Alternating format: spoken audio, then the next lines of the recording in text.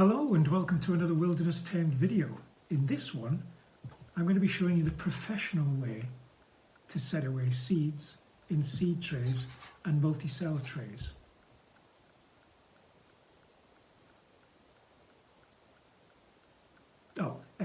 Let's roll the credits.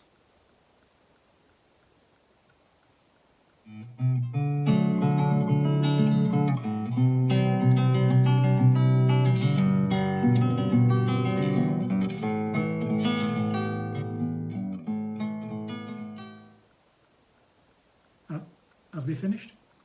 Can I go? Okay. So hi, you see a lot of badly prepared seed trays, or I do, amongst sort of amateur gardeners and allotments and gardening groups and things, and my customers, when I go around some of their greenhouses, they've set stuff away, and for some reason people don't seem to be able to just fill a seed tray. They're always like half full and lumps and bumps. It's not hard, so I'm going to show you how to do it, and then we're going to sow some seeds. And what I've got here are some Devil's Bit scabious, which I harvested from plants in my own garden.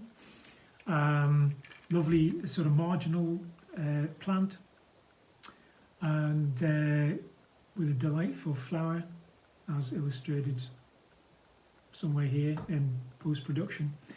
They do like a sort of soggy feet to grow in boggy areas, and field scabious, which is just an excellent value plant. Again, it's a British, UK native, European plant. Again, harvested from seeds in my own garden and in some of my customers' gardens where I've introduced these into their borders and things. Again, illustrations somewhere whilst I'm talking. So both plants, they're not particularly closely related actually, they are a different genus, but they do have the same name, scabious, in there. But very robust, very hardy, and great at sort of self-seeding themselves in a suitable garden. If you've got them in a border, they'll start to fill out the border more, fill in the gaps. And the Devil's Bit scabious, I'm not sure when I originally introduced them into my garden, but it took them a few years to get their feet down, but now they're starting to spread, and each pond has a few now around the edges where it's permanently sort of damp. So anyway, waffle. What you'll need is some compost, fairly finely sieved compost for the seeds.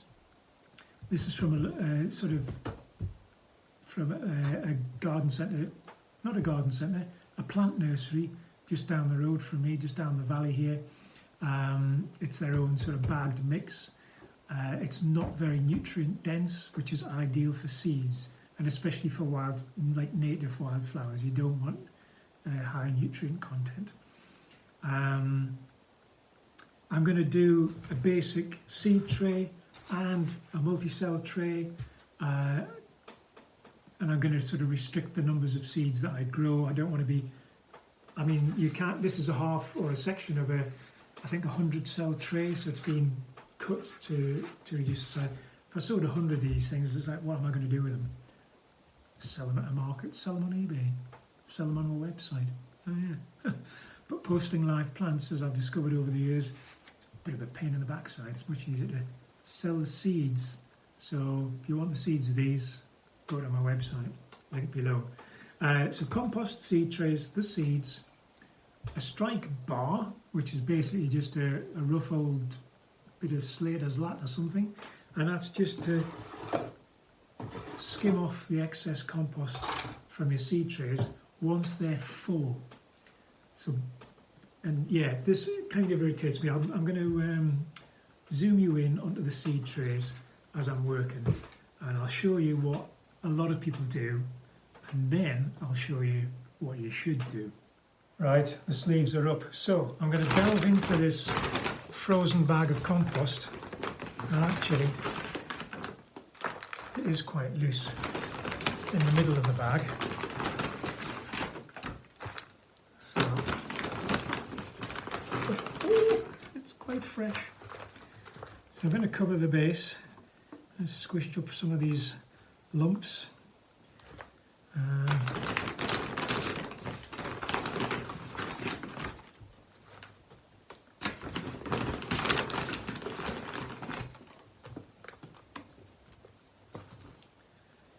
So yeah, there you go. That's pretty much how an amateur would fill a seed tray. Half full, all lumps and bumps, and then they'd sow their seeds in. Rubbish, waste of time. The reason these trays are as deep as they are is to allow the seeds to put down good deep tap roots.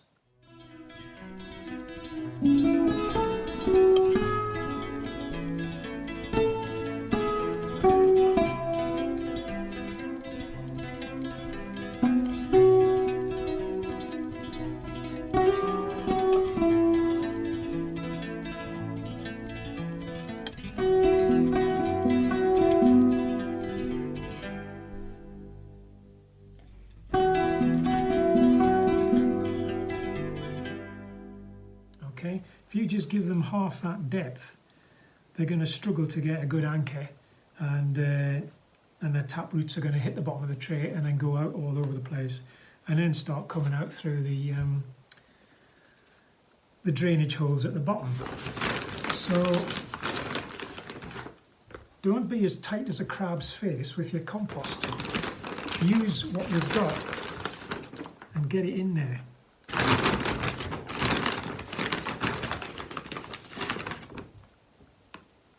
Getting into some quite solid stuff now. This is, yeah, maybe should have waited till the spring to do this. Keep sort of firming it down. That's the other thing. Seeds want to get their roots into fairly firm compost or firm soil. They don't want it too loose.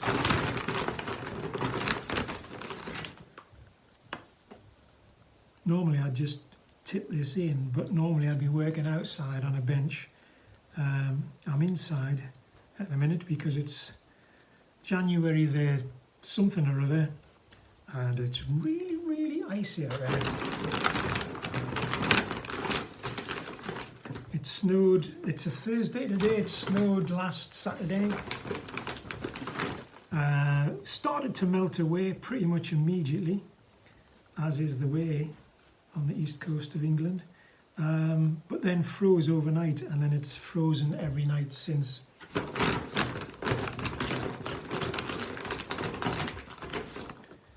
So yeah, I should have brought this compost in last night maybe and allowed it to warm up a bit, but we're gradually getting there. What you can do is use another seed tray just to firm that down. And get a nice even sort of covering. But what I want to do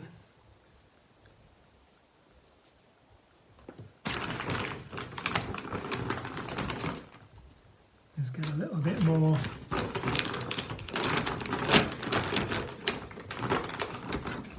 than necessary in there.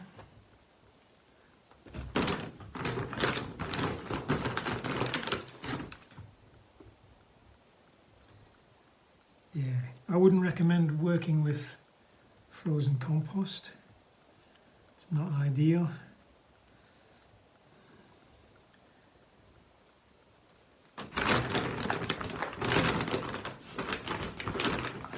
Might also seem a bit cruel to sow these seeds into frozen compost. That'll certainly not help with their germination. But of course, there are many seeds that are activated by frost action upon them, and that goes for a lot of the native wildflower species. A bit more. And then I'm going to use this strike bar to run over the surface. Helps you distribute everything evenly and just gets rid of the excess. It's a bit like shuttering concrete, similar thing. especially in this conditions. And then again use that seed tray to give a little bit of a firming. Okay, if you don't have another seed tray, you could use your strike bar and just work away. Just light, I'm not like pushing down with all my weight here. It's just to make a nice firm base for your, oh lovely, for your seeds. So now I've got to choose which seeds are going in here, and I'm tempted to go with, just a little hole there, fill that in. Tempted to go with the field scabious in here, and the devil's bit scabious and the multi-cell. So I'll do the feed scabious. I think I might wash my hands first, so that they're not all clinging to my hands. Right, so devil's bit scabious. I'm just going to take a pinch of these and loosely and lightly scatter them over the seed tray. Get them fairly evenly spaced if I can. Maybe another half a pinch. Again, I don't want to go overboard with these, so I don't want to be inundated with plants that I can't get rid of. So, and that's it. I'm going to use the I'm going to use the strike bar again, just to firm these down a little bit. Maybe use the flat side of it, just to firm these into the compost. And there you go. You don't need to cover many of the native seeds with, if any of them actually, with compost. Normally, with a lot of the sort of exotic species and things, you would get a handful of compost in a sieve and just tap it over to, you know, to sort of shower the finer stuff on top of the seeds, just to give them a light covering. With these guys, not necessary. Same with the field scabious. Okay, so that is a tray of devil's bit scabious. All I need to do now is label it, and labeling is very, very important. Okay. Here's a label and a pencil I prepared earlier. So, devil's bit scabious. You could be posh and put the Latin scientific name in, Successa thingamajig. And there you go. Done. I would give that a very fine misting with a spray to settle those in a bit. And then I'm going to put them in in the shed in front of the window to get maximum light, and check in on them in a few weeks' time.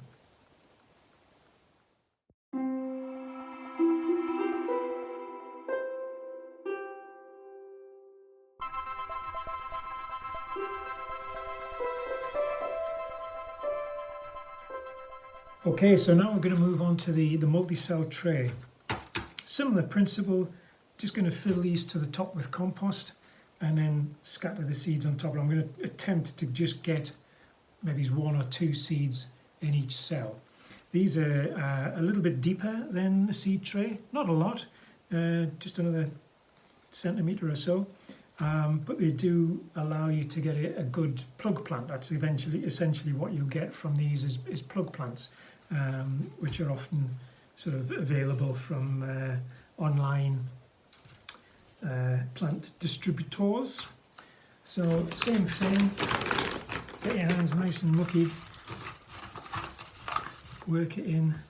It's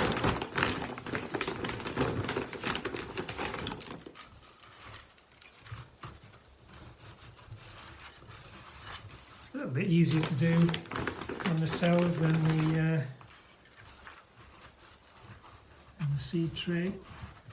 Fill up a little bit. Again, you could have another section of a similar seed multi-cell tray just to push on the tops a little bit. It's a little bit harder to sort of firm these in. It's got to be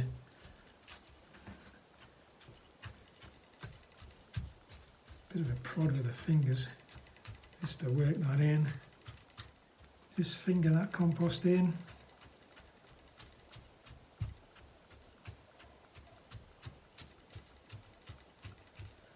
Yep, fill up those.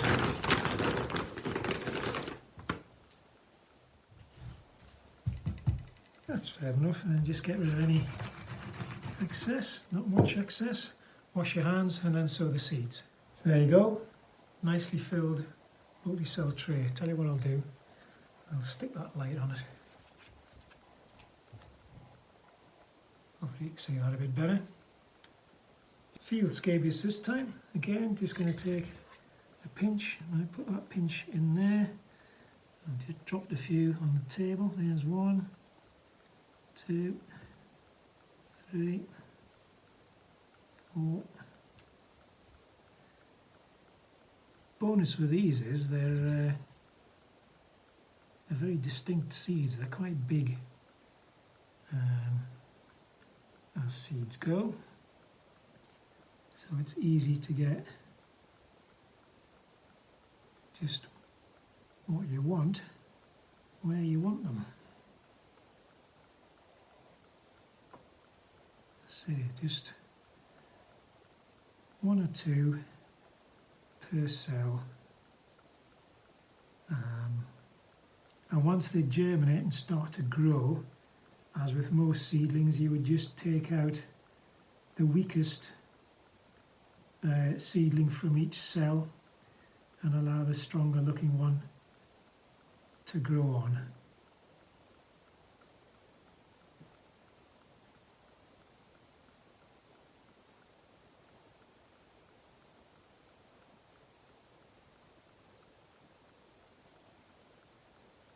The reason I'm putting these in cells, the devil's bit scabious I actually want to use more just for my own benefit.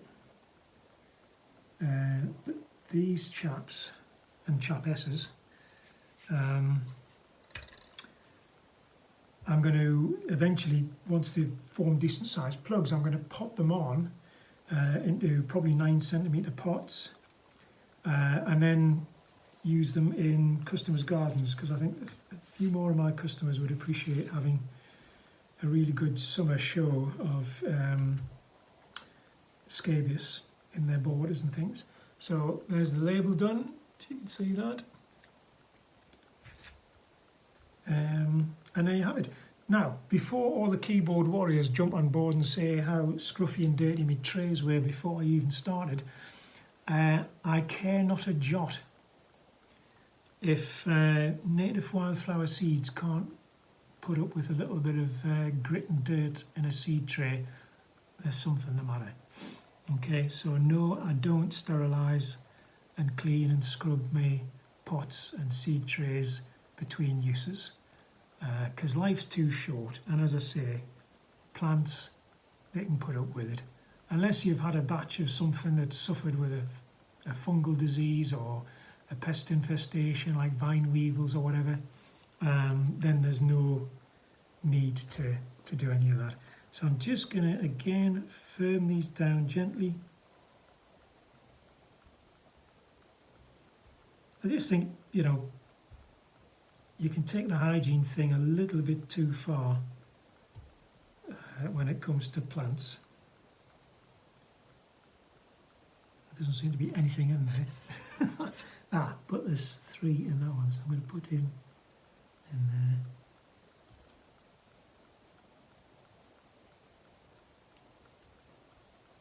And there you have it. Labelled up again, give it a misting with a fine spray, which I'm not going to do inside on my dining table, even though I have got a cover on it, but I'm sure I don't need to illustrate that. So there you go, fairly straightforward. Sowing seeds, fill the seed tray.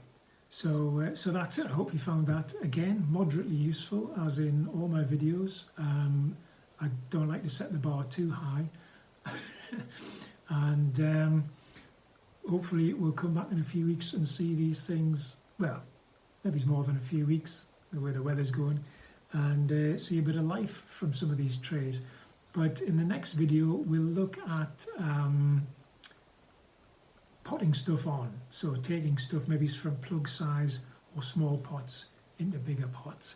Again, it's fairly basic, but hopefully I can show you a sort of like how nurserymen would do it, the professional way of doing it. So until then, keep cozy, keep warm if you're in the UK. See you in the next one. Take care. Thanks for watching. Subscribe, like, ding the donger, and find out when the next one comes out. And apologies for this being the first video in about a month and a half. But yeah, it's not been very inspiring weather to get out and do much. I'm starting to drip. Excuse me. Okay. See you.